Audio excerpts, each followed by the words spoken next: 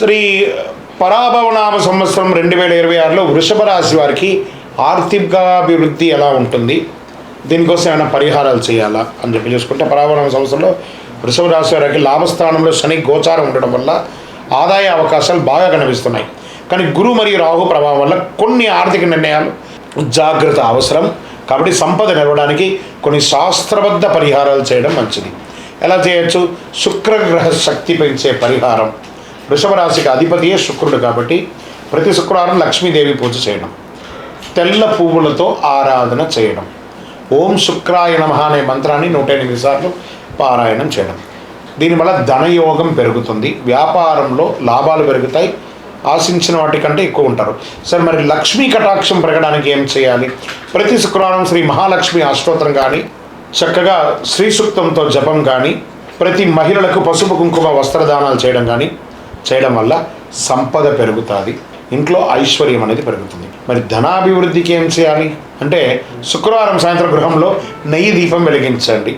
గృహంలో నెయ్యి దీపం వెలిగించడం వల్ల దారిద్ర్యం తొలగిపోతుంది, ఆర్థిక అడ్డంకులు అన్నీ తొలగిపోతాయి, కుటుంబం సౌఖ్యంగా పెరుగుతుంది. మరి ఇంకొక పరిహారం ఉంది, గోపూజ చేసుకుంటే మంచిది. నెలలో ఒకసారైనా ఆవులకి ఆకుకూర, పండ్లు, కూరగాయలు అన్నీ కూడా ఇవ్వండి. అరటి పండ్లు లేదా పచ్చి గడ్డి ఇవ్వండి. గోపూజ చేయండి, ధనాభివృద్ధి పెరుగుతుంది, శుభయోగాలు కలుగుతాయి. మరి దీనికి ఏమైనా ప్రత్యేక మంత్రాలు ఏమైనా ఉన్నాయంటే, ఓం శ్రీం హ్రీం శ్రీం మహాలక్ష్మే నమః. మళ్ళీ చెప్తున్నాను, ఓం శ్రీం హ్రీం శ్రీం మహాలక్ష్మే నమః 108 సార్లు పారాయణం చేయండి. దీనివల్ల ధన ప్రవాహం అనేది పెరుగుతుంది, వ్యాపారంలో విజయం కలుగుతుంది. ఈ సంవత్సరం ఎక్కువ వృషభ రాశి వారికి భూమి, ఆస్తి, పెట్టుబడిలో జాగ్రత్తగా ఉండాలి. అవసరం లేని ఖర్చులు తగ్గించుకోవాలి. కొత్త వ్యాపారాలు అవకాశాలు ఎక్కువ కల్పిస్తున్నాయి. శుక్ర అనుగ్రహం, లక్ష్మీ కటాక్షం ఉంటే వృషభ రాశి వారికి పరాభవనామ సంవత్సరంలో ఆర్థిక స్థిరత్వం మరియు సంపద లభిస్తుంది.